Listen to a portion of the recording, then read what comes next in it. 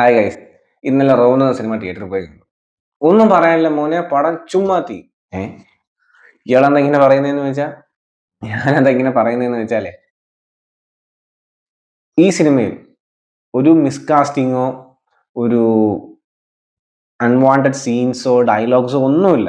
റോഷന് ഗംഭീര പെർഫോമൻസ് ആണ്. ദിലീഷേട്ടന്റെ യോഹനാൻ സാറിന്റെ കഥ ഹാർട്ട് ടച്ചിങ് ആയിപ്പോയി. ഈ ഒരു ജോണർ ഇഷ്ടപ്പെടുന്ന പ്രേക്ഷകനായിക്കോട്ടെ, അല്ല ജസ്റ്റ് ഈ സിനിമ എന്താണെന്ന് കാണാം എന്നും പറഞ്ഞു കയറുന്ന ഒരാളായാൽ പോലും from the very beginning till end നിങ്ങളെ ഈ സിനിമയിൽ പിടിച്ചിരുത്താനുള്ള എല്ലാ സംഗതികളും അവർ സിനിമയിൽ ചെയ്തു വെച്ചിട്ടുണ്ട്. Especially situational humour.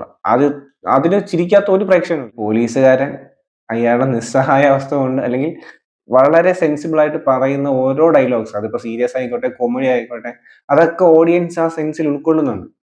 ഈ സിനിമ ഡിസേർവ് ചെയ്യുന്ന ഒരു എൻഡിങ് ആണ് ഇതിന് കൊടുത്തിരിക്കുന്നത്. എനിക്കിതിൽ ഒരാളുടെ പോലും പെർഫോമൻസ് മോശമായിട്ട് പറയാനില്ല. താങ്കളുടെ റൈറ്റിംഗിന്റെ ഒരു വലിയ ഫാനാണ് ബ്രോ ഞാൻ.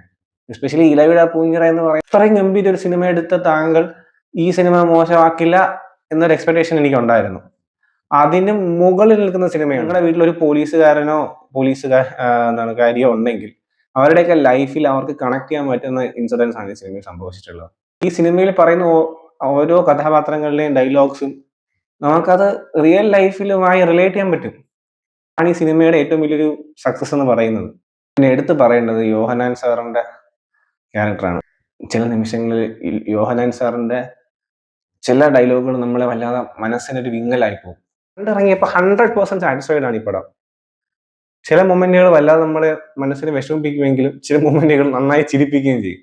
ചില നിമിഷങ്ങൾ നമ്മളെ ചിന്തിപ്പിക്കുകയും ചെയ്യും. അതും ഒരു പോലീസുകാരന്റെ ജീവിതം 2 മണിക്കൂർ കൊണ്ട് പറഞ്ഞു തീർക്കുക എന്ന് പറയുന്നത് ചില്ലറ കാര്യമല്ല. അതിന് അത്രയും പ്രോപ്പർ റിസർച്ചും അത്രയും വർക്കൗട്ട് ചെയ്യണം അതിനു വേണ്ടി. വർക്കൗട്ട് അവർ ചെയ്തിട്ടുണ്ട്. അത് പടത്തിന്റെ ടോട്ടാലിറ്റിയിൽ കാണാനും ഉണ്ട്.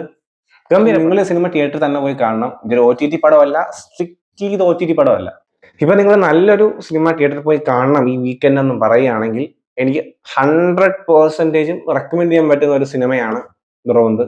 കേരളത്തിലെ സാധാരണക്കാരന് വേണ്ടി കഷ്ടപ്പെടുന്ന എല്ലാ പോലീസുകാർക്കും ഒരു ബിഗ് സല്യൂട്ട്.